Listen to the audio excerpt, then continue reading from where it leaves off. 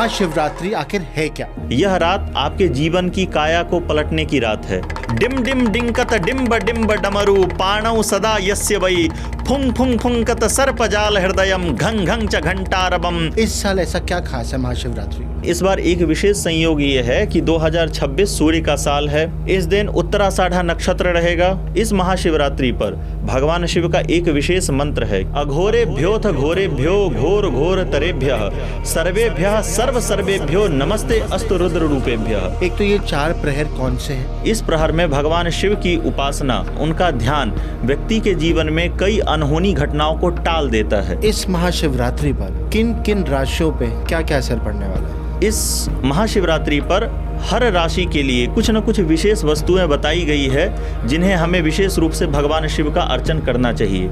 जैसे मेष राशि वाले को, क्या हम घर पे भी शिवलिंग की स्थापना कर सकते हैं? कई जगह शिव जी के बारे में एक मिथ है कि माता पार्वती ने उन्हें श्राप दिया था कि जो भी शिव जी का प्रसाद खाएगा वह दरिद्र हो जाएगा। शिवलिंग पर सिंदूर नहीं चढ़ाया जाता। शिवलिंग पर पूजन करने से, दूध चढ़ाने से, दही चढ़ाने से, घृत चढ़ाने से, शहद चढ़ाने से, शर्करा चढ़ाने से, जिन्हें हम पंचामृत कहते हैं, इन सब का एक विशेष महत्व है। उनकी जो बेटी है अशोक सुंदरी जी, वो भी तो शिवलिंग का एक हिस्सा है। हाँ, बिल्व पत्र के बारे में जैसा शास्त्रों में कहा गया है, त्रिदलम त्रिगुणाकारम त्रिनेत्रम च त्रिधायुतम त्रिजन्म पाप संहारम बिल्व पत्रम शिवार्पणम। शिवलिंग पर जब भी आप बिल्व पत्र चढ़ाएं तो आप उल्टा करके चढ़ाएं। अगर आप भगवान शिव को अति प्रसन्न करना चाहते हैं तो आप भगवान शिव के सामने बैठ करके भगवान राम के मंत्रों का जप करें या उनके नाम का जप करें। आपके ऊपर भगवान शिव की कृपा तुरंत हो जाएगी। स्वयं भगवान शिव भी भगवान राम के नाम का नित्य और निरंतर जप करते रहते हैं। इसकी एक कथा है, मैं आपको बताना चाहूंगा। It's time for Mahashivratri. जहां पूरा विश्व महाशिवरात्रि की तैयारी में लग चुका है, आज मैं आचार्य चंद्रमणि झा के साथ हूं, जो मुझे इस महाशिवरात्रि के बारे में बहुत कुछ बताने वाले हैं। ये महाशिवरात्रि क्यों इम्पोर्टेंट है, क्या क्या हमें करना चाहिए, शिवलिंग पे क्या चढ़ाना चाहिए, क्या नहीं चढ़ाना चाहिए। शिव का आशीर्वाद, शिव का ध्यान और शिव की महिमा के साथ हम शुरू करेंगे आज का पॉडकास्ट महाशिवरात्रि स्पेशल विद आचार्य चंद्रमणि झा। हर हर महादेव। हर हर महादेव। हर हर महादेव। तो आचार्य जी, सबसे पहले मैं ये जानना चाहूँगा कि महाशिवरात्रि आखिर है क्या? महाशिवरात्रि वह रात्रि है जब प्रकृति भी शंकर की उपासना करती है, प्रकृति भी साधना में लीन हो जाती है। इस संपूर्ण वर्ष में 365 रात्रियां होती है, लेकिन महाशिवरात्रि एक ऐसी रात्रि है जिसमें पुरुष, प्रकृति और जीवन तीनों एक सीध में होते हैं, ब्रह्मांड की एक सीध ऊर्जा में होते हैं। इसलिए इस रात साधना करने का बहुत विशेष महत्व बताया गया है। यह रात आपके जीवन की काया को पलटने की रात है। यह रात आपके जीवन से बाधा मिटाने की रात है। यह रात आपके जीवन में एक नई ऊर्जा को लाने की रात है। इसलिए इस रात जागरण करते हैं और साधना करते हैं। इसका सबसे बड़ा और विशेष महत्व यही है। हमने देखा है और सुना है कि हर साल महाशिवरात्रि की एक इम्पोर्टेंस होती है, एक महत्व होता है जी। इस साल 2026 का महाशिवरात्रि में ऐसा क्या महत्व है? जैसे हर महाशिवरात्रि जो होती है वो फाल्गुन कृष्ण चतुर्दशी तिथि को होती है। हर महाशिवरात्रि पे सूर्य और चंद्रमा एक सीध में होते हैं, लेकिन इस बार एक विशेष संयोग ये है कि 2026 सूर्य का साल है। इस दिन उत्तराषाढ़ा नक्षत्र रहेगा महाशिवरात्रि के समय, वह भी सूर्य का नक्षत्र है। इस दिन भी रविवार है। इसलिए सूर्य से संबंधित जातक या व्यक्ति जो अपने जीवन में, अपने कुंडली में सूर्य को अच्छा करना चाहते हैं, क्योंकि सूर्य ग्रहों के राजा हैं और सूर्य यदि आपके कुंडली में, आपके जीवन में अच्छे हो जाते हैं तो आपके सारे ग्रह कहीं ना कहीं ठीक होने लगते हैं जी। जैसे अगर टीम का लीडर सही रास्ते पर हो, सही मार्गदर्शन देता हो, तो उसके साथ काम करने वाले अन्य लोग भी सही चीज़ों में चलते हैं। आपके कुंडली में, आपके जीवन में सूर्य यदि सही हो जाए तो आपका नवग्रह जो है, आपके जो अन्य ग्रह हैं, वह भी कहीं ना कहीं आपको शुभ फल देते हैं। तो हर वो व्यक्ति जो अपने जीवन में शुभता लाना चाहते हैं, अपने जीवन को बदलना चाहते हैं, अपने जीवन में आत्मविश्वास की वृद्धि चाहते हैं, लीडरशिप की क्वालिटी चाहते हैं, यह गुण हर व्यक्ति अपने जीवन में चाहता है, तो उन्हें इस महाशिवरात्रि पर भगवान शिव की उपासना साधना अवश्य करनी चाहिए जी। इस महाशिवरात्रि पर भगवान शिव का एक विशेष मंत्र है, क्योंकि वह घोर भी हैं अघोर भी हैं, वह है भी और नहीं भी, वह जीवन भी हैं मृत्यु भी हैं और पालन भी करते हैं। तो भगवान शिव का एक विशेष मंत्र है, अघोरेभ्योऽथ घोरेभ्यो घोर घोर तरेभ्यः सर्वेभ्यः सर्व सर्वेभ्यो नमस्ते अस्तु रुद्र रूपेभ्यः। इसका जप, इसका उच्चारण अवश्य करना चाहिए। इसके उच्चारण मात्र से आपके जीवन के सभी प्रकार के भयों का नाश हो जाता है। एक शिव भक्त होने के नाते मुझे शिव की प्रतिमा के बारे में कुछ बताइए। शास्त्रों में कहा गया है, देवम भूत्वा देवता यजेत, अर्थात आप जिस देवता की उपासना करना चाहते हैं, आपको अपना रूप, अपना गुण, अपना संस्कार और अपना वस्त्र सहित सब कुछ उन्हीं के जैसा बनना पड़ता है। जब हम शिव की पूजा करते हैं तो हम त्रिपुंड लगाते हैं, जब हम नारायण की पूजा करते हैं हम ऊर्ध्वपुंड लगाते हैं, जब हम ब्रह्मा जी की पूजा करते हैं तो हम तिलक लगाते हैं, साधारण तिलक लगाते हैं। इसी प्रकार भगवान शिव की जो महिमा है वो अनंत है। ये इन्हें आप किसी एक रूप में नहीं बांध सकते। ये कभी शिवलिंग के रूप में होते हैं, कभी ज्योतिर्लिंग के रूप में होते हैं, कभी आत्मलिंग के रूप में होते हैं, कभी स्वयंभू होते हैं और कभी साकार मूर्तिमान भी होते हैं। यह सब जगह व्याप्त हैं, तो इनके मूर्ति की वो व्याख्या संभव ही नहीं। जब मैं शिव जी को देखता हूँ, मेरे दिमाग में सबसे पहले आता है उनके हाथ में एक डमरू। आप डमरू भी लेकर आए हैं, तो एक तो बार आप मेरे को प्लीज़ वो डमरू बजा के ज़रूर दिखाइए। इसका जो मैजिक है, शिव जी क्यों लेते हैं ये डमरू? डमरू ही वह नाद ब्रह्म है जिसे भगवान शिव ने इस सृष्टि को एकीकृत किया, जिसे आज बिग बैंग थ्योरी के नाम से भी जाना जाता है साइंस में। शब्द ही ब्रह्म है, ऐसा शास्त्र कहते हैं। और प्रथम शब्द जो निकला है, जिसे महर्षि पाणिनि ने 14 सूत्रों में बांधा है, वह इस डमरू से ही निकला है। ऐ उन री लृक ए औंग ए औच हयवरट न्यमंग घवई जबडस कपई शससर हल इत्यादि जो ये 14 महेश्वर सूत्र हैं, इन्हीं से संपूर्ण वेद, पुराण, शास्त्र, उपनिषद, इन सब का निर्माण हुआ है। और ये 14 सूत्र जो है ये इन डमरू से ही निकले हैं। इसलिए डमरू की विशेष महत्ता है। डमरू आपके अंदर सकारात्मक ऊर्जा उत्पन्न करता है। भगवान शिव जब डमरू बजाते हैं तो व्यक्ति के जीवन के दुख, दर्द, कष्ट मिट जाते हैं। डमरू सृष्टि का कारक है। यह ऐसा वाद्य यंत्र है, जैसे अभी आपने देखा होगा कि मैंने इसे बजाया तो आपको लगा कि कुछ मैजिक है, कुछ नई ऊर्जा उत्पन्न हो रही है आपके अंदर। तो भगवान शिव डमरू इसलिए धारण करते हैं ताकि वह जीवों के समस्त कष्ट को दूर कर सके, क्योंकि वो पशुपतिनाथ भी तो हैं। हम मनुष्य ही नहीं, सभी प्रकार के जीवों की जिम्मेदारी उनके ऊपर है, और उन सब के कष्ट को दूर करने के लिए, उनके मन को शांत करने के लिए वह डमरू रखते हैं अपने साथ बजाने के लिए। उनके हाथ में जो इतना विशाल त्रिशूल है, उसके पीछे क्या कहानी है? त्रिशूल जैसे उसके नाम में ही है कि 3 शूल से मिलकर बना हुआ अस्त्र। ऐसा त्रिशूल जो 3 गुणों को धारण करता है। जैसे उसका मध्य भाग जो लंबा वाला शूल होता है वह सत्वगुण का प्रतीक होता है, उसके दाहिने तरफ जो होता है वो रजोगुण का प्रतीक है, और बाएं तरफ जो गुण है वह तमोगुण है। यह सृष्टि जो बनी है वह सत्वगुण, रजोगुण और तमोगुण, इन तीनों गुणों से मिलकर बनी है। और जो इन तीनों गुणों से परे है, जो इन तीनों को अपने हाथ में शस्त्र रूप में धारण करता है, वही शिव है। यह त्रिशूल उनके हाथ में इसलिए विराजमान है, वह प्रतीकात्मक है कि शिव इन तीनों गुणों से परे हैं। और जो शिव अपने ऊपर भस्म लगाते हैं, उसके पीछे उनकी कोई वजह है क्या? भस्म एक ऐसी चीज़ है जिसके बारे में जब हम सुनते हैं तो बहुत सारी चीज़ों से एसोसिएटेड हो जाता है भस्म। शिव जी अपने ऊपर भस्म क्यों लगाते हैं? इस जीवन का सबसे बड़ा शाश्वत सत्य है मृत्यु। हमारा यह शरीर, हमारा यह परिवार या यह ब्रह्मांड, यह सब नश्वर है, और यही जीवन का अंतिम सत्य भी है।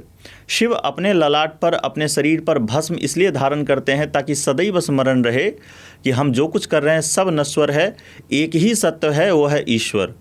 और भस्म जो है, भस्म का जो निर्माण होता है वह तो मृत्यु के बाद जो प्रक्रिया होती है उसी से तो भस्म का निर्माण होता है, और वही भस्म शिव धारण करते हैं अपने ललाट पर ताकि यह संदेश दे सकें कि मृत्यु अटल सत्य है। तो नीलकंठ एक ऐसी चीज़ है जिसके बारे में बहुत कहानियाँ हमने सुनी है बचपन से। तो नीलकंठ होने की वजह क्या है? जब समुद्र का मंथन हुआ था तो सबसे पहले विष निकला था। शिव ने उस विष को अपने गले में धारण किया, संसार में फैलने नहीं दिया। उन्होंने उसे फैलने से इसलिए रोका ताकि अराजकता दूर हो और इस सृष्टि को चलने में कोई बाधा उत्पन्न ना हो। हमारे जीवन में भी तो विष आता है, हम भी अपने जीवन में विष का धारण तो करते हैं ना, चाहे वो अपमान के अवस्था में आए, चाहे वो किसी रूप में आए। अगर आप अपने मन का मंथन करते हो तो आपके मन में भी पहले विष ही निकलेगा। बहुत सारी चीज़ें दिमाग में चलती है तो आपके मन में सबसे पहले यही आता है कि वो व्यक्ति हमारे बारे में ऐसा कह रहा था, वो हमारे बारे में ऐसा सोचता है। हमारे मन का मंथन होने पर भी सर्वप्रथम विष ही निकलता है। तो जो विष को अपने अंदर धारण कर ले वही शिव है। तो शिव ने विष को अपने गले में धारण किया, नीलकंठ कहलाए, ताकि ये संसार सुरक्षित रहे। उसी प्रकार हम अपने जीवन में भी विष को धारण करते हैं ताकि हमारा परिवार, हमारा समाज सुरक्षित रहे, अराजकता ना फैले। तो जब शिव की प्रतिमा इतनी विशाल है तो माँ पार्वती भी तो कुछ कम नहीं होंगी, उनके बारे में ज़रा कुछ बताइए। माँ पार्वती आदि शक्ति जगदम्बा हैं। जैसे शिव में ई प्रत्यय है, अगर ई प्रत्यय हटा दिया जाए तो शिव भी शव हो जाता है। माता पार्वती की इतनी महत्ता है कि बिना पार्वती के शिव भी शव समान हो जाता है। वो शक्ति हैं, उन्हीं की वजह से संसार चल रहा है, हम आप बात कर पा रहे हैं। उन्हीं की कृपा से ग्रह नक्षत्र अपने स्थान पर टिके हुए हैं, यह पृथ्वी अपने स्थान पर निहित है। वह प्रकृति भी हैं, वह शक्ति भी हैं, वो पराम्बा जगदम्बा भी हैं। भगवान शिव का एक बहुत महत्वपूर्ण श्लोक है, क्योंकि धरती पे वह दो जगह विशेष रूप से रहते हैं, एक अपने कैलाश पे और दूसरा अपने सबसे प्रिय नगरी काशी में। तो भगवान शिव और माता पार्वती का वर्णन करते हुए काशी के बारे में कहा गया है, कंठे यस्य लसत कराल गरलम गंगा जलम मस्तके वामांगे गिरिराज राज तनया जाया भवानी सती नंदी स्कंद गणाधिराज सहिता श्री विश्वनाथ प्रभो काशी मंदिर संस्थिते खिल गुरुर देयात सदा मंगलम। इस पूरे श्लोक में भगवान शिव, माता पार्वती और उनके संपूर्ण परिवार का वर्णन किया गया है। कैसे? कंठे यस्य लसत कराल गरलम, जिनके कंठ में विष है, जिनका कंठ नीला है, गरल अर्थात विष। गंगा जलम मस्तके, जो अपने सिर पर गंगा धारण करते हैं। वामांगे गिरिराज राज तनया, जिनके वाम अंग में माता पार्वती विराजमान हैं। जाया भवानी सती, जो हिमालय की पुत्री हैं और भवानी हैं, अर्थात सब जीवों की माता हैं। नंदी स्कंद गणाधिराज सहिता, नंदी जो उनका वाहन है, स्कंद अर्थात उनके ज्येष्ठ पुत्र कार्तिकेय, गणेश अर्थात विनायक जो उनके छोटे पुत्र हैं और सभी गणों के नेता हैं, इसलिए उनका नाम गणेश है। सभी गणों के स्वामी हैं, इसलिए उनका नाम गणेश है। नंदी स्कंद गणाधिराज सहिता श्री विश्वनाथ प्रभु, अर्थात जो विश्व के नाथ हैं, जो सृष्टि के नाथ हैं, ऐसे प्रभु को हम नमस्कार करते हैं जो काशी में विराजमान हैं। काशी मंदिर संस्थिते खिल गुरुर, जो अखिल गुरु हैं, जो प्रथम गुरु हैं। देयात सदा मंगलम, वो हमारे जीवन में कल्याण करें, हमारा मंगल करें। महाशिवरात्रि के दिन अक्सर हमने देखा है कि लोग शिवलिंग की पूजा करते हैं, शिवलिंग पे जल चढ़ता है, पंचामृत चढ़ता है। तो मेरा सवाल आपसे ये है कि आखिर शिवलिंग है क्या, और फिर क्या हम घर पे भी शिवलिंग की स्थापना कर सकते हैं? शिवलिंग भगवान शिव का प्रतीक है। वह सिर्फ शिव को ही नहीं दर्शाता, शंकर को ही नहीं दर्शाता, वह एक ऊर्जा का वह स्रोत है जिसकी पूजा, जिसकी अर्चना करके व्यक्ति अपने जीवन को शुद्ध कर सकता है, अपने ग्रहों को ठीक कर सकता है, ईश्वर की कृपा प्राप्त कर सकता है। वह एक कॉस्मिक ऊर्जा का एक बहुत बड़ा केंद्र भी है शिवलिंग। शिवलिंग की आकृति जब आप ध्यान से देखेंगे तो उनके जो आधार होते हैं वह माता पार्वती हैं, जिन्हें हम अर्घा कहते हैं। उससे थोड़ा ऊपर आते हैं तो विष्णु विराजमान होते हैं उसमें, उससे ऊपर रुद्र विराजमान होते हैं, उससे ऊपर भगवान शिव विराजमान होते हैं। यह शिवलिंग पर पूजन करने से, दूध चढ़ाने से, दही चढ़ाने से, घृत चढ़ाने से, शहद चढ़ाने से, शर्करा चढ़ाने से, जिन्हें हम पंचामृत कहते हैं, इन सब का एक विशेष महत्व है। जैसे दूध चढ़ाने से हमें ज्ञान की प्राप्ति होती है, दही चढ़ाने से भगवान शिव कृपा करते हैं, हमारे जीवन में वाहन आता है। पहले लोग पशु खरीदते थे, अभी के लोग गाड़ी वाहन वगैरह खरीदते हैं। घी चढ़ाने से हमारे जीवन में समृद्धि आती है। शहद चढ़ाने से हमें सही बुद्धि मिलती है, सही काम करने की सोच मिलती है, हमारा विचार, हमारा विजन सफल होता है। और शर्करा चढ़ाने से व्यक्ति के जीवन में सभी प्रकार के उपद्रवों का शमन होता है, नाश होता है। तो इन सब का ये महत्व है कि जब आप पंचामृत से भगवान शिव का अभिषेक करते हैं तो शिव आपके ऊपर इन रूपों में कृपा करते हैं। शिव की सबसे बड़ी साधना है मौन साधना। आप जब भगवान शिव के सामने बैठ करके अपने शरीर को सीधा करके और शिवलिंग का ध्यान करके नेत्र बंद करके जब आप नमः शिवाय मंत्र का जप करते हैं तो आपके अंदर भी शिव की ऊर्जा प्रस्फुटित होने लगती है। जैसे वेद कहता है खम ब्रह्मा यत पिंडे तत् ब्रह्मांडे, जो हमारे पिंड में है अर्थात हमारे शरीर में है वही संपूर्ण ब्रह्मांड में है। हम भौतिक दृष्टि से देखें तो वह शिवलिंग है, शिव का परिवार है। जब हम आध्यात्मिक दृष्टि से देखते हैं तो वह एक ऐसी ऊर्जा है जो हमें हमारे जीवन के मूल उद्देश्यों की तरफ लेकर के जाती है। आपका दूसरा प्रश्न था क्या हम घर पर शिवलिंग रख सकते हैं या नहीं। जैसे कई जगह शिव जी के बारे में एक मिथ है कि माता पार्वती ने उन्हें श्राप दिया था कि जो भी शिव जी का प्रसाद खाएगा वह दरिद्र हो जाएगा, इसलिए कई लोग जो है ना वो शिवलिंग को अपने घर पर रखने से डरते हैं। लेकिन ऐसा नहीं है। शिवलिंग अगर नर्मदेश्वर हो या किसी रत्न से निर्मित हो या किसी धातु से निर्मित हो, धातु में स्वर्ण, रजत अर्थात चांदी, तांबा, बहुत सारी धातुएं हैं, अगर इनसे बना हुआ शिवलिंग अगर है तो आप उनका रख करके पूजन कर सकते हैं और पारद का शिवलिंग भी रख सकते हैं। लेकिन शिवलिंग रखने का एक परिमाण है कि शिवलिंग ऐसा हो घर में रखने वाला जो अंगूठे से ज़्यादा बड़ा ना हो, वही शिवलिंग सही ऊर्जा देता है। उनका पूजन आप कर सकते हैं, उन पर चढ़ा हुआ प्रसाद खा सकते हैं। महाशिवरात्रि की ये रात है जी, सब पूजा में लीन होंगे जी, अलग अलग तरह के हम सुनते आ रहे हैं कि आप ये चढ़ाइए, ये करिए, अलग प्रहरों के बारे में बात हो रही है जी। तो आप मुझे ज़रा समझाइए कि एक तो ये 4 प्रहर कौन से हैं। ये शिवरात्रि है, रात्रि में इनका पूजन होता है और रात्रि में कुल 4 प्रहर होते हैं। प्रथम प्रहर में जो पूजा की जाती है वह भगवान शिव को जल से अभिषेक किया जाता है। यह पूजा धर्म के लिए होती है, ज्ञान के लिए होती है। दूसरे प्रहर में जो पूजा होती है वह अर्थ के लिए होती है। उसमें भगवान शिव का अर्चन दूध और दही, घी, शहद, शक्कर, पंचामृत से करना चाहिए। इस पूजा को करने से जीवन में वैभव और समृद्धि आती है। तीसरे प्रहर की पूजा काम अर्थात कामना, मनोकामना पूर्ति के लिए की जाती है। इस पूजा में भगवान शिव को विशेष रूप से किसी फल के रस अर्थात गन्ने के रस से अभिषेक करना चाहिए। इससे व्यक्ति की मनोकामनाएं पूर्ण होती है। चतुर्थ प्रहर का पूजन मोक्ष के लिए किया जाता है, ज्ञान के लिए किया जाता है। मोक्ष अर्थात जीवन का लक्ष्य प्राप्ति। चतुर्थ प्रहर में भगवान शिव को आप विशेष रूप से मौन साधना, मंत्र साधना के द्वारा उनका अर्चन करना चाहिए। अगर आप कुछ चढ़ाना चाहते हैं तो सिर्फ जल चढ़ाइए। लेकिन जब हम प्रहर पर आते हैं, प्रथम प्रहर ये कितने बजे शुरू होता है? हमें उस समय किस तरह के मंत्र का उच्चारण करना है? शिवलिंग पे क्या चढ़ाना है? इसके बारे में आप मुझे थोड़ा सा ज्ञान दें। प्रथम प्रहर संध्या 6:12 से 8:58 तक रहेगा। इस समय आप भगवान शिव को जल से अभिषेक करें।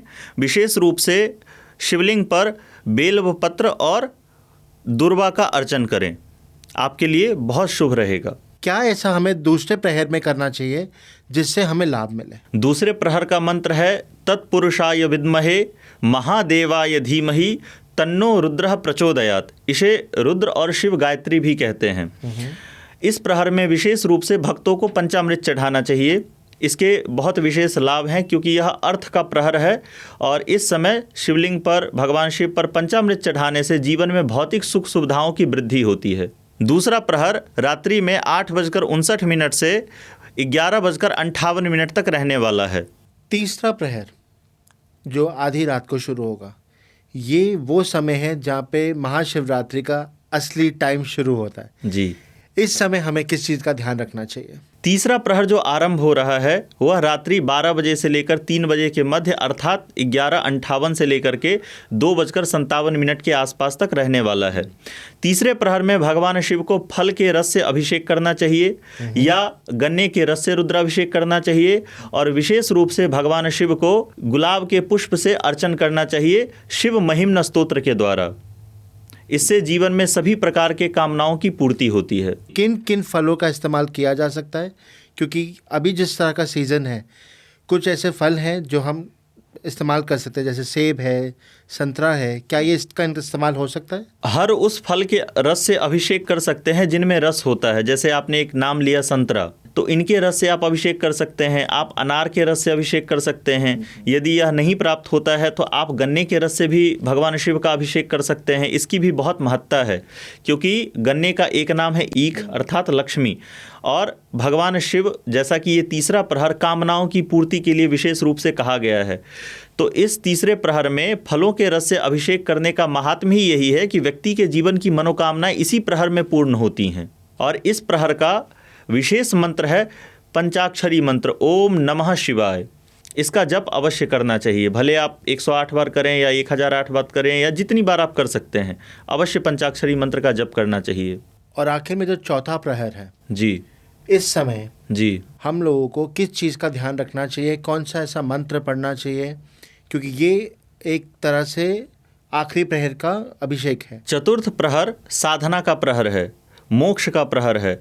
इसका आरंभ रात्रि 3 बजे से लेकर के सुबह 5:30 से 6 बजे के आसपास तक रहने वाला है, अर्थात ब्रह्म मुहूर्त तक। भगवान शिव को अगर आप ज्ञान की दृष्टि से पूजते हैं, जीवन में उद्देश्य प्राप्ति करने की इच्छा से उनकी अर्चना करते हैं, तो इस प्रहर में भगवान शिव को गंगा जल से रुद्राभिषेक किया जाता है और विशेष रूप से गुरु के द्वारा दिए गए विशेष मंत्र के द्वारा भगवान शिव का ध्यान किया जाता है। इस प्रहर की सबसे बड़ी विशेषता है क्योंकि यह प्रहर ब्रह्म मुहूर्त के अंतर्गत आता है। ब्रह्म अर्थात वो जो विधान करने वाला हो, जो चलाने वाला हो। इस प्रहर में भगवान शिव की उपासना, उनकी साधना, उनका ध्यान व्यक्ति के जीवन में कई अनहोनी घटनाओं को टाल देता है और जीवन के उद्देश्य की प्राप्ति में बहुत ही महत्वपूर्ण भूमिका निभाता है। यह चारों प्रहर में सबसे महत्वपूर्ण प्रहर है। तो दिन में भी कोई ऐसा समय है जो आपके हिसाब से लगता है कि ये सही समय है, या किसी भी समय हम कर सकते हैं दिन में? महाशिवरात्रि का पूजन संधि काल में होता है। इस बार की महाशिवरात्रि विशेष है, अर्थात वो व्यक्ति जिनके जीवन में सूर्य की महत्ता बहुत अधिक है, या जिनका मूलांक 1 है, या जो सूर्य की उपासना करते हैं, या जो सूर्य को मानते हैं, उनके लिए यह महाशिवरात्रि बहुत विशेष होने वाली है। और एक और विशेष चीज़ है कि 2026 जो चल रहा है अभी, इसका मूलांक भी 1 है। यह सूर्य का ही वर्ष है। तो जो व्यक्ति इस बार महाशिवरात्रि में भगवान शिव की उपासना करेंगे, उनके जीवन में सूर्य बहुत अच्छे लेवल पे हो जाएगा। तो क्या ये सिर्फ मूलांक 1 वालों के लिए भाग्यशाली है या औरों के लिए भी है? वैसे यह 12 राशियों वाले हों या किसी भी ग्रह से संबंधित व्यक्ति हों, राशि से संबंधित व्यक्ति हों, किसी विशेष नक्षत्र में जिनका जन्म हुआ हो, उन सब के लिए यह महाशिवरात्रि विशेष है ही। आप किसी भी रूप में भगवान शिव की उपासना या इस रात साधना करेंगे तो आपको उसका लाभ जीवन भर मिलेगा। तो मुझे एक बात बताइए आचार्य जी, इस महाशिवरात्रि पर किन किन राशियों पे क्या क्या असर पड़ने वाला है? इन महाशिवरात्रि पर वृष राशि, सिंह राशि, तुला राशि, कुंभ राशि और मीन राशि पर शुभ प्रभाव पड़ने वाला है। बाकी राशियों पर मध्यम प्रभाव रहेगा। इस महाशिवरात्रि पर हर राशि के लिए कुछ न कुछ विशेष वस्तुएं बताई गई है जिन्हें हमें विशेष रूप से भगवान शिव का अर्चन करना चाहिए। जैसे मेष राशि वाले को मसूर की दाल से भगवान शिव का अर्चन करना चाहिए। वृष राशि वाले को ससित अर्थात दही से अर्चन करना चाहिए। मिथुन राशि वाले को हरे मूंग चढ़ाने चाहिए। कर्क राशि वाले को गंगा का या किसी भी नदी का शुद्ध जल चढ़ाना चाहिए। सिंह राशि वाले को सुगंधित पुष्प अर्चन करने चाहिए। कन्या राशि वाले को भगवान शिव के हरे पत्तों से, जैसे बिल्व पत्र हो गया, इनसे अर्चन करना चाहिए। तुला राशि वाले को शर्करा चढ़ानी चाहिए। वृश्चिक राशि को अगर सामर्थ्य है तो आप मोती अर्चन करें, अगर नहीं कर सकते तो कम से कम आप मिश्री जरूर चढ़ाएं। धनु राशि वाले को भगवान शिव के ऊपर दूध में हल्दी मिश्रित करके उनका अभिषेक करना चाहिए। मकर राशि वाले को भगवान शिव के ऊपर सप्तधान अवश्य चढ़ाना चाहिए। कुंभ राशि वाले को अष्टगंध चंदन अवश्य चढ़ाना चाहिए।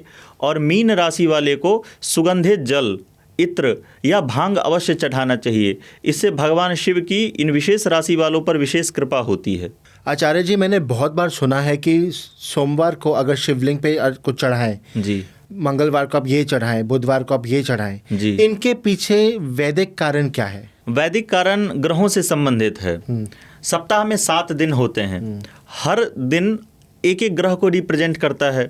जैसे रविवार सूर्य को रिप्रेजेंट करता है। इस दिन शिवलिंग पर बिल्व पत्र चढ़ाना चाहिए, इससे आपका सूर्य अच्छा होगा और सूर्य की कृपा से आपके जीवन में आत्मविश्वास की वृद्धि होगी, आपकी लीडरशिप क्वालिटी बढ़ेगी।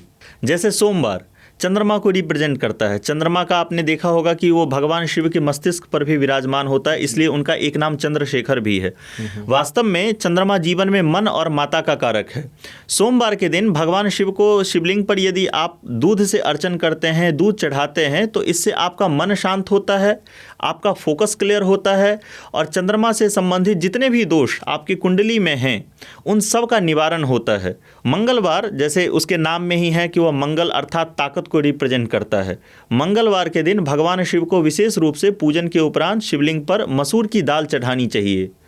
उसका फल ये है कि मंगल से संबंधित जो दोष होते हैं, जिनकी कुंडली में मंगल ठीक अवस्था में ना बैठा हो, अच्छी अवस्था में ना बैठा हो, तो उनमें बल की कमी होती है, डिसीजन मेकिंग पावर की कमी होती है।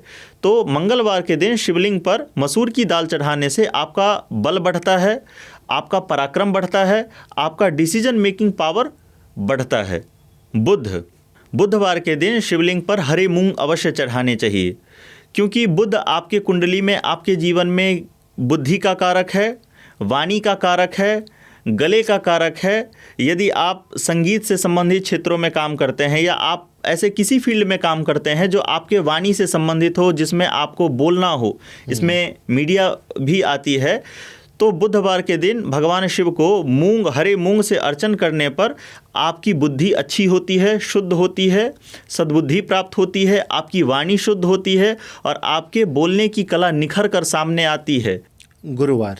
गुरुवार के दिन भगवान शिव को पीले चीज़ों से अर्चन करना चाहिए, जैसे हल्दी हो गया, पीले फल हो गए या पीला चंदन हो गया।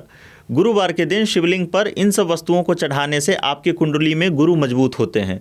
उस दिन गुरु का मंत्र ओम गुं गुरवे नमः का जप भी अवश्य करना चाहिए। इससे आपके ज्ञान में वृद्धि होती है और आपके शरीर में रोगों से लड़ने की क्षमता अच्छी विकसित होती है, क्योंकि आपको निरोग रखने में गुरु का बहुत बड़ा योगदान होता है। ठीक है। और शुक्रवार के दिन क्या करना चाहिए? शुक्र आपके जीवन में कई चीज़ों का मुख्य कारक माना गया है, जैसे आपके प्रेम संबंध का, आपके विवाह का, आपके जीवन में वाहन का, भवन का, भूमि का, सुख सुविधाओं का। खास करके लग्जरी चीज़ों को अगर आप अट्रैक्ट करना चाहते हैं तो आपकी कुंडली में शुक्र का शुभ होना बहुत ज़रूरी है। शुक्रवार के दिन अगर आप भगवान शिव को शिवलिंग पर गुलाब जल, इत्र या कोई भी सुगंधित वस्तु चढ़ाते हैं तो आपके जीवन में शुक्र से संबंधित चीज़ों में शुभता आती है और उससे आपको बहुत विशेष लाभ भी मिलता है। और आखिर में शनिवार का दिन। शनिदेव कर्मों के फल के दाता हैं, इसलिए उन्हें कर्म फल दाता भी कहा गया है। शनि आपके जीवन में बिल्कुल भी दया नहीं करता। जैसा आपके कर्म होते हैं वैसा ही वो फल देते हैं। वह यह नहीं देखते कि यह हमारा प्रिय है या अप्रिय है, ये किनका भक्त है, नहीं। अगर आप शनि को प्रसन्न करना चाहते हैं तो उसकी सबसे बड़ी रेमेडी है अपने कर्मों को सुधारना। अगर शनि की शुभता आप अपने जीवन में चाहते हैं भगवान शिव के माध्यम से, उनकी कृपा के माध्यम से, तो उस दिन विशेष रूप से आप शनिवार को शिवलिंग पर सप्तधान के द्वारा अर्चन अवश्य करें। सप्तधान अर्थात 7 प्रकार के धान्य। एक मेरा सवाल है जो शायद एक पर्सनल लेवल पे है। मैंने बहुत जगह देखा है कि शिवलिंग पर सिंदूर लोगों को चढ़ाते हुए, लेकिन मैंने काशी में भी 2-3 आचार्य जी या पंडित जी से जब बात की थी जी, या मैंने गूगल पे भी एक आध बार कोई आर्टिकल पढ़ा होगा जी, तो कहीं जगह पे लिखा हुआ है कि शिवलिंग पर सिंदूर नहीं चढ़ाया जाता जी। क्या ये सच है या मैं गलत कुछ कर रहा हूँ? शिवलिंग पर सिंदूर नहीं चढ़ता। सिंदूर चढ़ता है अर्घा पर। शिवलिंग जिनके ऊपर विराजमान होता है, जो उनका आधार है अर्घा, उस पर चढ़ता है, क्योंकि अर्घा माता पार्वती का प्रतीक है। अर्घा पे सिंदूर चढ़ता है, ना कि शिवलिंग के ऊपर। क्योंकि मैंने देखा है और बहुत बार कंफ्यूज हुआ, क्योंकि लोग क्या करते हैं जल्दबाजी में सब कुछ शिवलिंग पे चढ़ाए जा रहे हैं। अर्घा पे ध्यान ज़्यादा अक्सर लोगों का जाता नहीं है। जो लोग काफ़ी सालों से शिवलिंग की पूजा करते हैं उनको शायद ये सारे स्टेप्स पता हों, जी लेकिन मैंने अक्सर देखा है कि शिवलिंग के ऊपर भी जी सिंदूर का पैकेट लेके पूरा का पूरा खाली कर दिया जाता है, तो वो आपके हिसाब से गलत है? जी, शिवलिंग के ऊपर नहीं चढ़ता, अर्घा पे चढ़ता। मैं आपको थोड़ी क्लैरिटी और देता हूँ। मैं आपको क्रम बताता हूँ कि वास्तव में भगवान शिव की पूजा कैसे की जाती है शिवलिंग के रूप में। सबसे पहले जब हम मंदिर में जाते हैं तो हम घंटी बजाते हैं जी। उसके बाद हम नंदी की पूजा करते हैं। सर्वप्रथम नंदी की पूजा होती है। उसके बाद जब हम अंदर प्रवेश करते हैं तो भगवान शिव के मंदिर में या उनके बगल में अगर मूर्ति नहीं बनी है तो जो शिवलिंग है, शिवलिंग में अर्घा पे माता पार्वती का वास होता है, तो पहले अर्घा का पूजन होता है। उसके बाद उनके दाहिने तरफ भगवान कार्तिकेय होते हैं, उनका पूजन होता है। उनके बाएं तरफ वीरभद्र होते हैं, उनका पूजन होता है। उनके गोद में विनायक अर्थात भगवान गणेश होते हैं, उनका पूजन होता है। इन सब का पूजन करने के बाद शिवलिंग पर जल या किसी भी चीज़ से अर्चन होता है। एक चीज़ जो मैंने और सुनी थी कि जैसा आपने बोला कि एक तरफ कार्तिकेय हैं, दूसरी तरफ गणेश हैं, वीरभद्र हैं। उनकी जो बेटी है अशोक सुंदरी, वो भी तो शिवलिंग का एक हिस्सा है। हाँ, उनका स्थान माता पार्वती के गोद में है। वो माता पार्वती के साथ विराजमान होती हैं। तो जब हम अर्घा का पूजन करते हैं तो उसमें माता पार्वती और अशोक सुंदरी दोनों का पूजन हो जाता है। आप अर्चन के समय उनका नाम स्मरण भी कर सकते हैं। मैंने भी बहुत जगह देखा है कि शिवलिंग पर जी बेल पत्र चढ़ाने की एक विधि होती है, एक तरीका होता है बेल पत्र रखने का। जी, उसके बारे में कुछ बताइए। जैसे त्रिशूल में सत्व रज तम तीनों प्रकार की ऊर्जाएं विराजमान होती है, वैसे ही बिल्व पत्र में भी 3 पत्र होते हैं। जो मध्य वाला पत्र होता है वो सत्वगुण का प्रतीक है।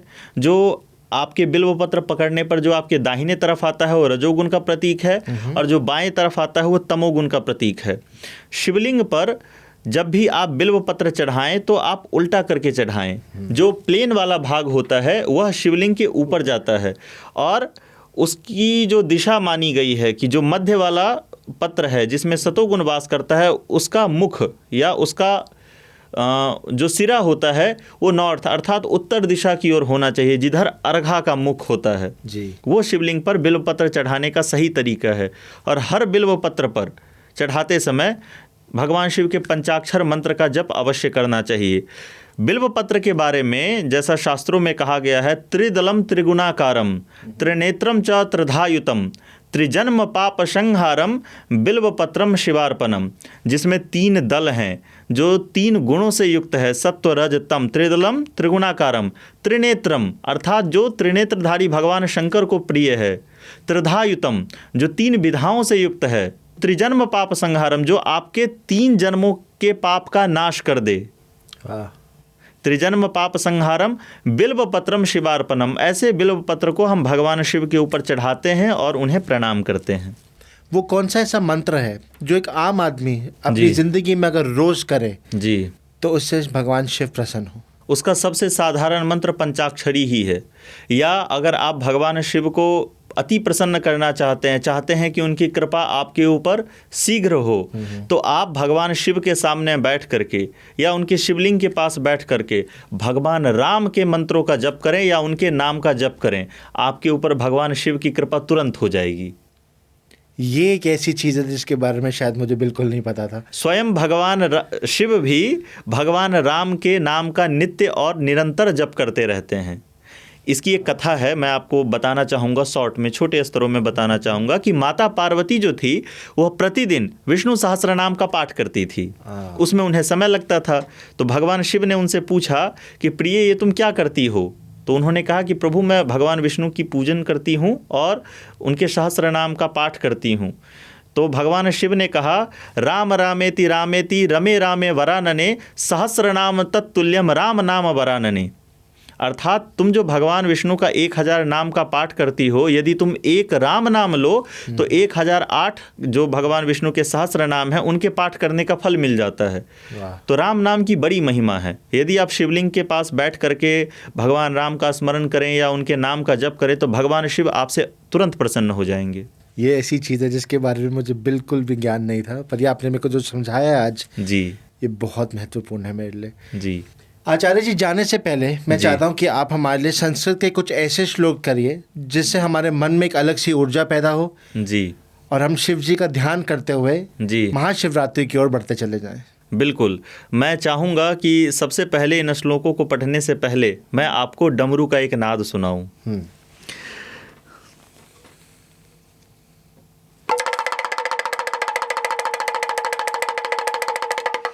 यह इसलिए था क्योंकि डमरू से जो ध्वनि निकलती है वह हमारे शरीर के सभी चक्रों को जागृत कर देती है।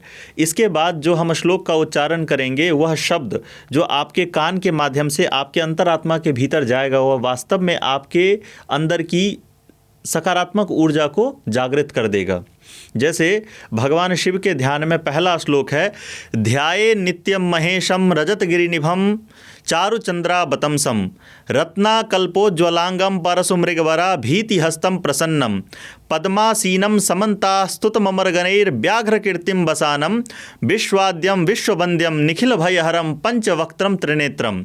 हम कोई भी भगवान शिव का श्लोक बोलते हैं तो बिना रावण के द्वारा बोले गए श्लोक से वह पूर्ण नहीं होता। रावण ने भगवान शिव की स्तुति एक विचित्र प्रकार से की थी, एक ऐसे तरह से उस श्लोक की रचना की थी जिसको सुनते ही व्यक्ति की सभी प्रकार की ऊर्जाएं जागृत हो जाती है, आपको गूज बम्स होने लगेगा। तो आचार्य जी जाने से पहले जी एक श्लोक और मैं आपको रावण के द्वारा जो भगवान शिव की स्तुति की गई है उसके मैं कुछ श्लोक आपको सुनाता हूँ।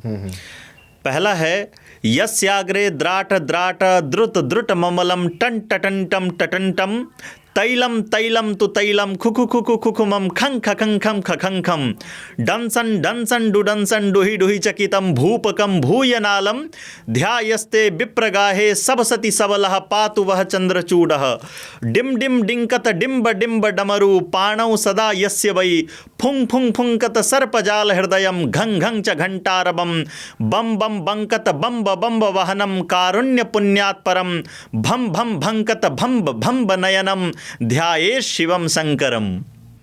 वाह, तो आप समझ ही गए होंगे कि इस वक्त इस स्टूडियो में किस तरह का माहौल बन चुका है। उम्मीद करता हूँ कि शायद आप तक भी ये ऊर्जा ये फीलिंग आप तक भी पहुँची होगी।